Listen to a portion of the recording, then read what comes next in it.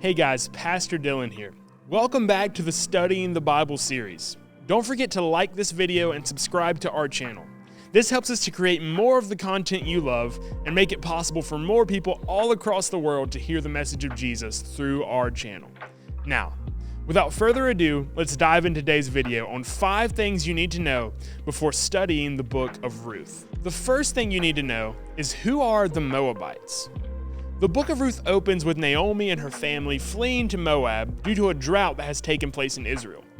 While in Moab, Naomi's sons marry Moabite women. This is where Ruth comes on to the scene. The history of the Moabites dates back to when God seared Sodom off the face of the planet in Genesis 19. When Lot and his daughters fled, they ran and hid in a cave. Lot's daughters perceived their father to be the last man alive in their area, so they got him drunk and they slept with him, wanting their family to live on. The oldest daughter gave birth to a son and named him Moab. He would become the ancestor of the people referred to in the book of Ruth as the Moabites. Needless to say, the Israelites did not exactly look at their distant Moabite relatives with the most respect considering their origin story. However, Ruth, a Moabite woman, is who God chooses to be an ancestor of King David and Jesus. But we'll talk more about that later. The second thing that you need to understand when studying the book of Ruth is, what was Ruth even doing in Boaz's field? If you know the story of Ruth, you know that she meets her future husband while harvesting in one of his fields. But what was she doing there in the first place? When Ruth returned to Bethlehem with her mother-in-law Naomi, they had no one to provide for them. Luckily for them, the Jewish law dictates that harvesters can only make one pass through their fields. Anything left behind belongs to the poor. So when Ruth is harvesting grain in Boaz's field, she's essentially picking up leftovers. This provision for the poor in the Hebrew law demonstrates God's heart to care for the poor and downtrodden. The next thing that you need to understand before studying the book of Ruth is that God values faithfulness.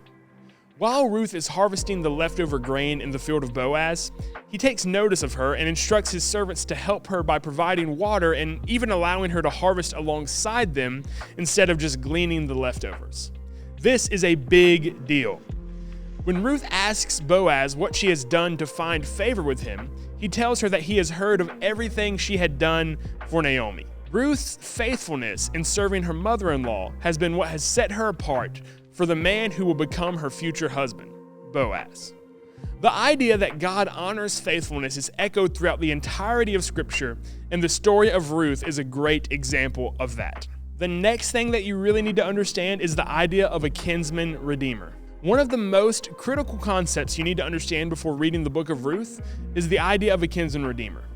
At its most basic definition, a kinsman redeemer in the Hebrew culture was a male relative who assumed the responsibility of helping a relative in need or in danger. This idea is rooted in Leviticus chapter 25 and is initially introduced as a person who can buy back a relative's possessions if they had to sell them due to financial hardship. In the case of Ruth, Boaz, a distant relative of her dead husband, marries her to help provide and care for Ruth and Naomi, thus fulfilling the role of the kinsman redeemer.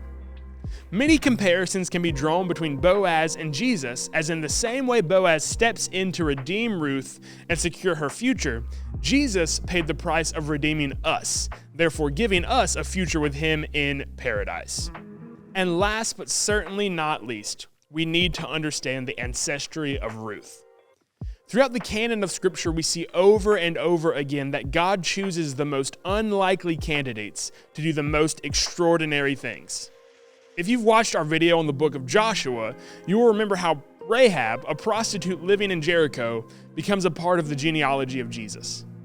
In the case of Ruth, a Moabite woman who would have been considered an outsider by most Israelites goes on to be listed in the genealogy of both King David and Jesus. From the line of this seemingly insignificant woman comes the man who will sit on the throne as the king of God's people for eternity.